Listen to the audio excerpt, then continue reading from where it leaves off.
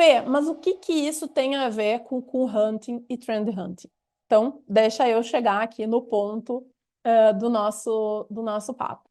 Cool hunting, a expressão quer dizer o cool, né, do inglês, o que que é legal, o que que é hype, o que que tá na moda, e o hunting é essa caçada. Então, se a gente fosse definir o cool hunter, a profissão ou a habilidade de cool hunter é alguém que foca em observar o novo, algo que está emergindo e que foge do padrão. Ele é um grande coletor de sinais. Ele é essa pessoa que fica extremamente animada e excitada pela novidade, por aquilo que está no hype. Então, vocês devem ter acompanhado um grande hype que passamos, que foi o Barbiecore, né? Com o lançamento do filme da Barbie. Existiu aí uma febre desses conteúdos e desses materiais. A gente foi aí tomado por esse lugar, essa tendência aí de moda, que era o Barbiecore. Ainda dentro do universo de moda, e com isso eu quero agradecer o João Rodolfo, que me ajudou a fazer isso aqui, porque eu não sou uma cool hunter, a gente tem outras tendências que a gente poderia apontar aqui como algo que está muito no hype. Esse cottagecore aqui, que é esse lugar mais bucólico, essa estética aí, que tem a Bridgerton, né, essa série da Netflix, onde tem esse lugar aí dos vestidos mais de época. Esse lugar é uma tendência de moda que a gente tem observado. Outra tendência de moda que a gente tem observado é esse office siren, que essa estética até meio masculinizada, aí podemos dizer, desse escritório, né? Várias marcas de moda trabalhando com essa estética. Ou ainda a Mob Wife, que tem esse lugar aí, vocês me perdoem a simplificação, mas desse lugar de mulher de bandido, mulher de cafetão, que é essa estética aí chamada Mob Wife. Mas esse lugar do que é novo, do que é cool, do que é hype, ele não é só da moda. Então vamos lembrar aí o que foram coisas que a gente andou falando muito. O copo Stanley, né? Era um lapso, é uma coisa que todo mundo estava falando sobre em algum momento do copo Stanley. Ou ainda a febre do beach tênis. Não sei se vocês já jogaram, vocês já viram as quadras, né? Quanto isso é um lugar que ganhou projeção e que ganhou uma série de expressões. O próprio vape, né? Esse cigarro, esse fumar pendrive ou como a gente quiser falar. Em algum momento, dentro do universo corporativo, o quanto a gente falou do metaverso, até o Zuckerberg mudou o nome da empresa dele para Meta, né? Agora, talvez, GenAI tenha ganho um destaque, mas durante muito tempo se falava aí do metaverso. Durante muito tempo, também, dentro do universo corporativo, a gente falou de propósito. Quantas empresas, né? Só se falava que uma empresa que não tem propósito, uma empresa que não tem propósito, uma empresa que não tem propósito. E ainda, se a gente for olhar para a alimentação, a febre do tomate seco, onde tudo era tomate seco. Ou ainda a paleta mexicana, quantas empresas de paleta mexicana entraram, né, no mercado, faliram algumas delas. Ou ainda o que a gente tem observado, e a gente aqui conversou muito, a gente começa a observar em vários momentos esse sorvete salgado, né? Esse sorvete de queijo com alguma coisa, ou sorvete de guacamole, ou sorvete de caramelo salgado, ou de flor de sal. Tem esse lugar que a gente tem observado. Então, o Cool Hunter, ele não se foca muito no porquê aquilo está em voga, porquê aquilo está em destaque, porquê aquilo está hype. Enquanto disciplina, ele não tem um compromisso com explicar o significado e principalmente o lastro, o impacto que isso tem.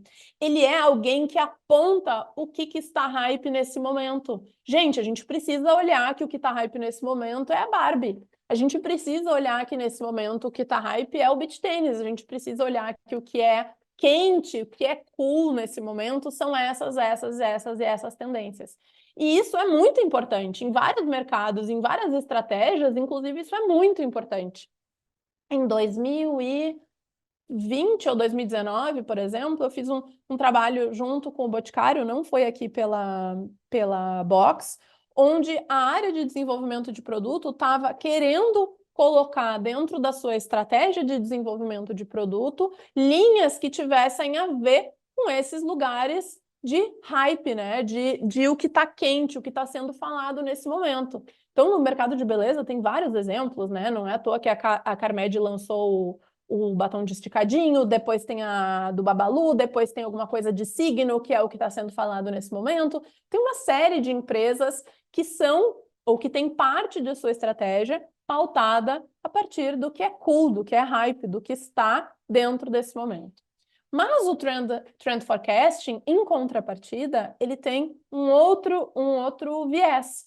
Então, o trend, né, que é tendência, e o forecasting, que tem esse lugar, pelo menos na nomenclatura de previsão, a gente já falou no outro papo que a gente aqui não trabalha com previsão, mas daí isso aqui entraria num outro universo. Mas a ideia do forecaster é não só pegar o que está em voga, mas entender os porquês, entender os contextos, entender a aplicação. Além de eu olhar o que está sendo apontado como mais em voga, né, no hype, como eu estou usando aqui a expressão, a gente precisa entender dentro do trend forecasting o que isso impacta, quais são as possibilidades, qual é a amarração que isso tem dentro de um determinado contexto, dentro de um determinado mercado ou dentro de um determinado cliente. Então, o nosso trabalho, quanto trend forecaster, ele vai além do que é apontar ou não o novo. O novo, ele é apontado sem uma preocupação de se isso vai durar muito, se isso vai durar pouco, se isso tem uma visão mais transversal ou se isso é algo como uma tendência de moda ou se é uma macro tendência ou se é uma micro tendência.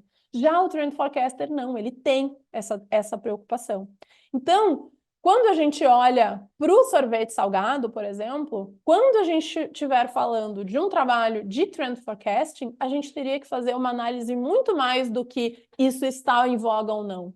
A gente vai analisar outros movimentos, a gente vai olhar o histórico de paladar de uma sociedade, por exemplo. A gente tem esse histórico de consumir coisas doces com salgado, a gente tem alguns pratos típicos que nos dão esse lastro de paladar, por exemplo, como o Romeu e Julieta. Tem outras expressões parecidas ou que se relacionam com isso em outras indústrias e mercados. Tem algo que isso aqui está respondendo a alguma macro tendência maior, isso aqui é uma expressão, por exemplo, não sei se é, tá, gente? Estou dando um exemplo. Isso aqui pode estar ligado a uma volta a resgatar ingredientes de origem brasileira, de resgatar um senso, né, de pertencimento dentro de uma certa cultura, ou isso é uma tendência importada de uma cultura onde a gente tem um histórico de importar coisas como o mercado estadunidense ou o mercado europeu, ou isso vem de algum outro lugar que a gente não tem tipicamente o hábito, né, ou historicamente o hábito de importar novas tendências. Então percebam que quando um cool hunter está observando o que é hype naquele momento, ele não tem esta preocupação, ele tem uma preocupação com explicar o que é a coisa do momento. Em contrapartida, o trend forecaster ele tem uma preocupação de entender o lastro que aquilo tem, as implicações que aquilo tem e o contexto que aquilo se insere. Então, gente, nem tudo que é novo é uma tendência dentro da nossa concepção de tendência, dentro da nossa concepção aqui da Box do que é uma tendência. O que a gente trabalha não é com o cool hunting, a gente trabalha com o trend forecasting, a gente trabalha com entender estes movimentos e entender que muitas vezes falar sobre alguns assuntos não significa que vamos falar sobre algo novo. Então, muitas vezes a gente ainda está falando sobre uma tendência que é sobre sustentabilidade e muitas pessoas dizem, não, mas isso não é novo, isso não é uma tendência.